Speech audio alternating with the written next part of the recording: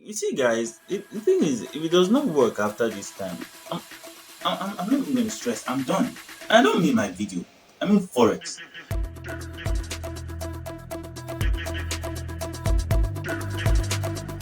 You know what? I washed my hands.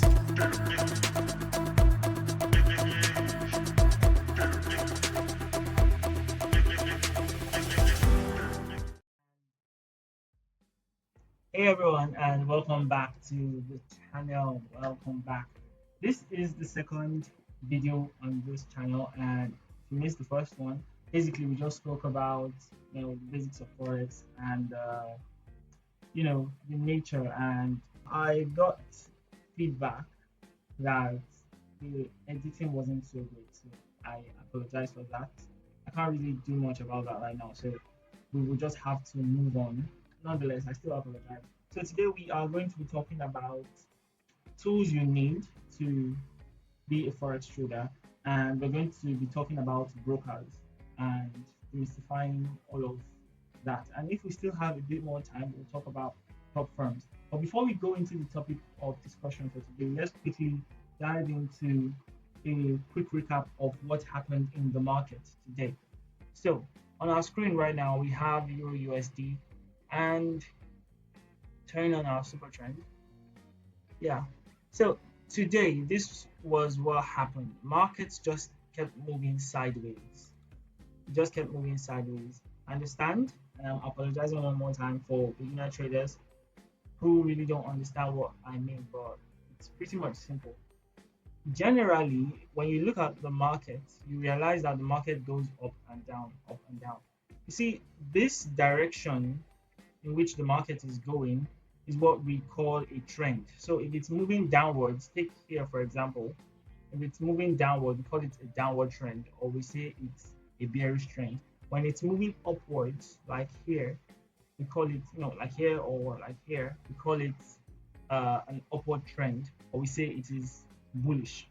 However, we also have the times when the market doesn't really move up or down, but it just does a sideways movement, just choppy, right? So, okay, they are different. It can move sideways, but it won't be choppy, okay? Like here, for example, it was moving sideways, up, down, right? Up, down, but it wasn't particularly choppy. Today, marked after this green line. This green line is the opening of the London session. Throughout today was choppy. So it was just a very, very choppy market. It was just everywhere. So on Euro USD, our signal came. However, it was a loss. Throughout today, it was a loss. Although I did not take all the trades, I just mapped them out. So it was only Euro USD I actually tried to take. The rest I was just observing.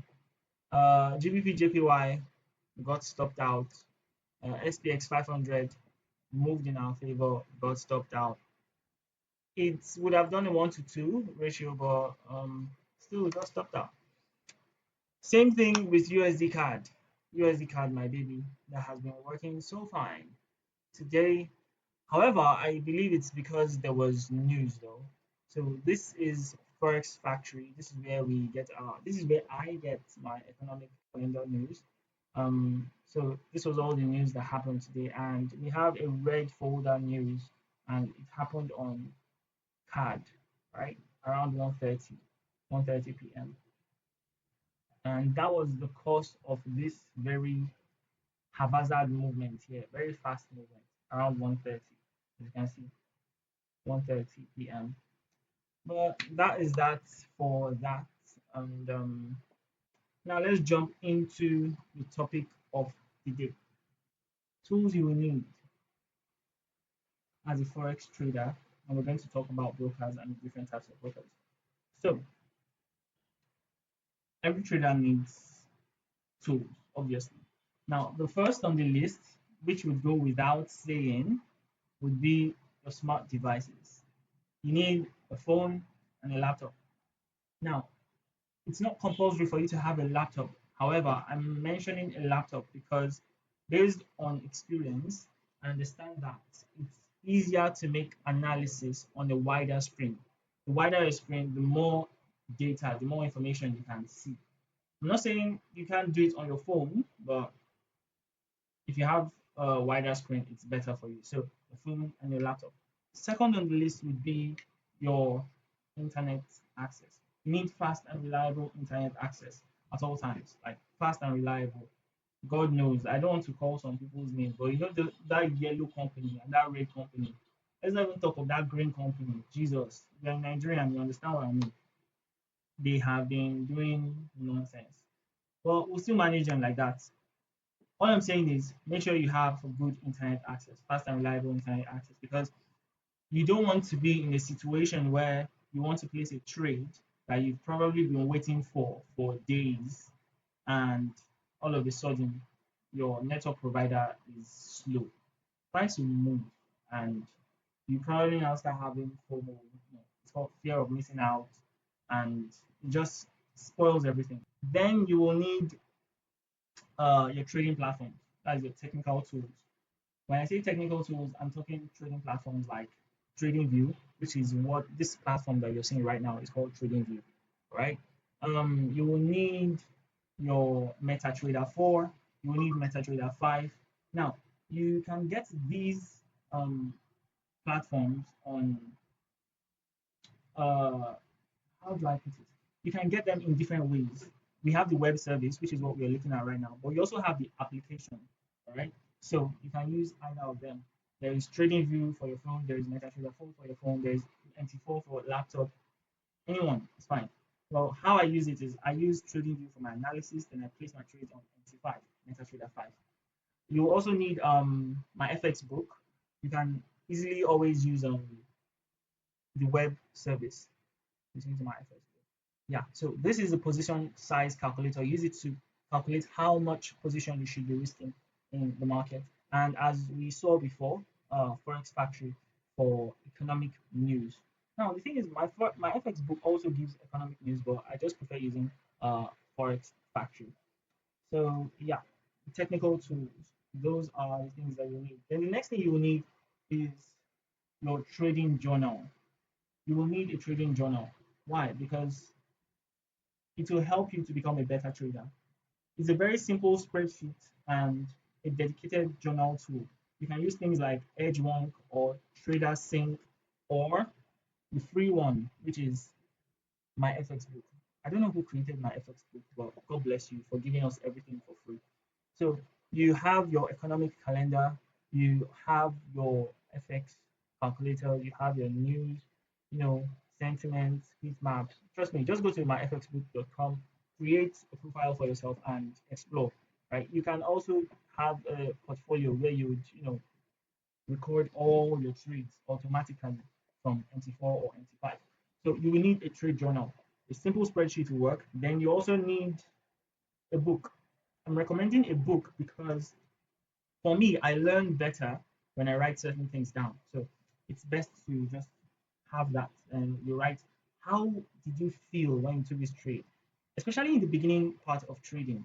I believe most of the people who will be watching this are beginner traders, so that's why I'm talking about this way. You will need it so that you can have, you know, something to fall back to, something that triggers a memory of what your rationale was when you were taking that trade. What did you see that made you enter? What did you see that made you exit the trade?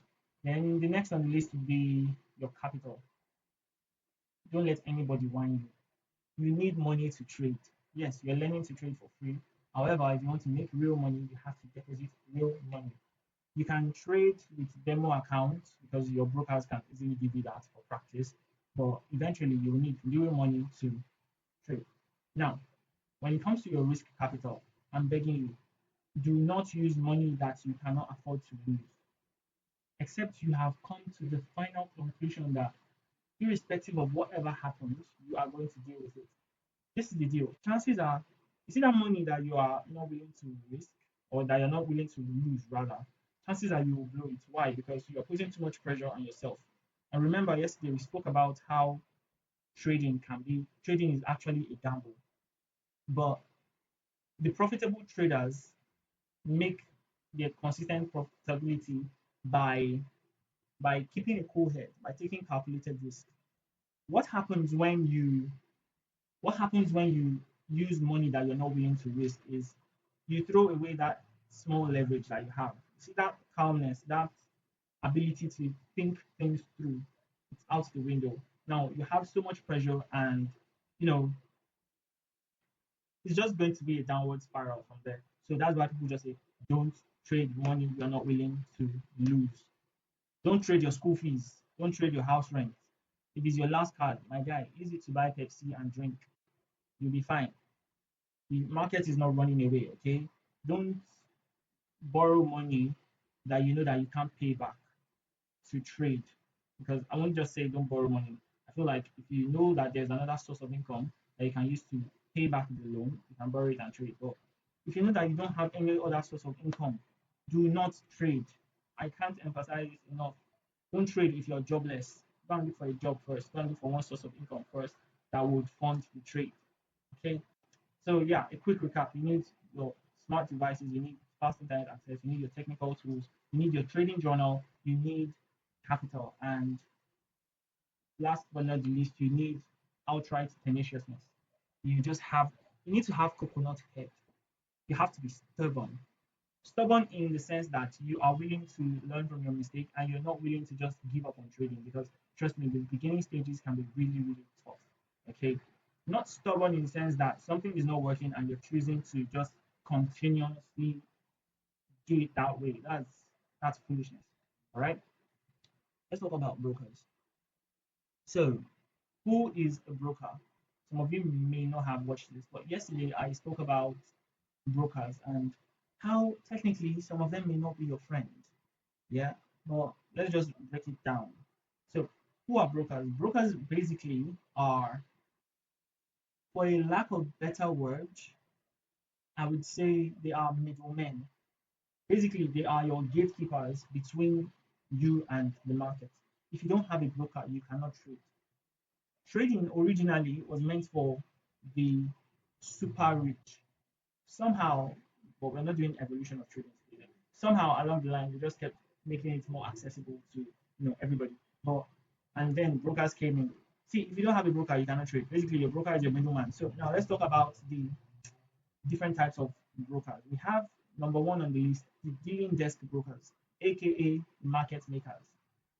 They act as counterparties to your trade. They make the market. What does that mean? They set their own prices. Now, it's good that you understand this quickly. Pay attention to brokers. Now, take for example, we are looking at TradingView right now, and TradingView is giving us the raw price of the raw actual price. Actual price right now is, look over here, 1.16866. That is for Euro USD, which means that if you want to buy $1, then you need 1.168 euros. I hope that made sense. It will make sense eventually. My point is, TradingView is giving us the raw price, actual market price. But with market maker, market maker brokers, they will give you their own price. Now it won't be too far apart, but then there are some brokers that will just give you. It's like from here to Kilimanjaro. Trust me, it's not the best. There is usually a conflict of interest. Right? Now, this is what I mean. Remember, I said that they act as counterparty to your trade and they make the market. These guys know that most beginner traders lose their money. So what do? They take the opposite of whatever it is you are trading. So basically, if you win, they lose, and if you lose, they win. But they are banking on the fact that you're a new trader and you do not know what you're doing, so you're going to lose, and eventually they are going to win. I hope that makes sense. So there's always a conflict of interest, right? So that's that. Then number two, we have the no dealing desk. The first one is the dealing desk, market makers. Second one, no dealing desk. Basically, there are two types. We have the STP, we have the ECN. The STP stands for straight through processing. These guys, they aggregate your quotes and just small markups, right? They they take they route your orders directly to the banks. The banks, the other brokers, you as a retailer, they are called liquidity providers. So what they do is they just take it and they route it, to high liquidity, to places where we have high liquidity pools. ECN, they will give you raw spreads and you will have to pay commissions for each trade you take. Just like the way you have um, on TradingView right now. ECN brokers, they will give you exact price. If you say you want to buy at 1.1, you're going to buy at 1.1. The only thing is you have to pay them commission. That's how they make their money. All right. Then we have the direct market access, DMA. These guys, they see through interbank quotations. Basically, there's ultimate transparency, no reports. But the thing is, you need to have a higher minimum deposit. Remember, I mentioned that trading was meant for the ultra wealthy, that kind of thing. So with DMAs, your transactions are faster. They give you raw spreads. They give you everything quick. They just straight to the bank, right? Broker I use is personally Exness, and these guys they are good. Honestly, they have options for STP and they have options for ECN. Personally, I prefer using ECN, but there are those times when I don't have money, I'll just go and use STP. But nonetheless, it is usually great, right? So, how do you choose the right broker? You choose the right broker by, you know, confirming if they have regulations and safety. You have to do your research. You check for their spreads and their commission. You check for their execution speeds. Look for execution speeds that are usually around 100 milliseconds, right? You check for this customer support, 24/5, multiple channels. You're looking for live chats. You're looking for phone calls. You're looking for phone numbers. You're looking for emails, right? And you want to check for the funding options, local banks, e-wallets, they accept cryptocurrency, all these things. When you ask for a withdrawal, how long does it take? Do they offer demo accounts? All these are the things that you have to go and do your research. But you can skip the research and just use Exness. I'm going to leave a link for you in the description. Yeah. And what's the time? I wanted to talk about prop firms. However, I think I'm going to have to shift it to another day and we're going to talk about prop firms. So I'm always trying to keep this anywhere around 15 to 20 minutes, but it seems like I have said too much. So yeah, a quick recap of what we did today. We spoke about the tool, we spoke about brokers. Which tools do you need? You need a platform, you need the hardware, you need your news, you need your journal, you need your good phone, you need good internet access, you need capital to trade. And we spoke about the brokers. We said we have the market makers, we have STP, and we have ECN, and we have direct market access brokers. We're supposed to talk about prop firms. That's the story for another day. So if this helped you in any way, if you have gained value from all my talking, please smash the subscribe button and share and give us a thumbs up and subscribe for more so that you can continue seeing my fine face. Thanks for watching up to this point.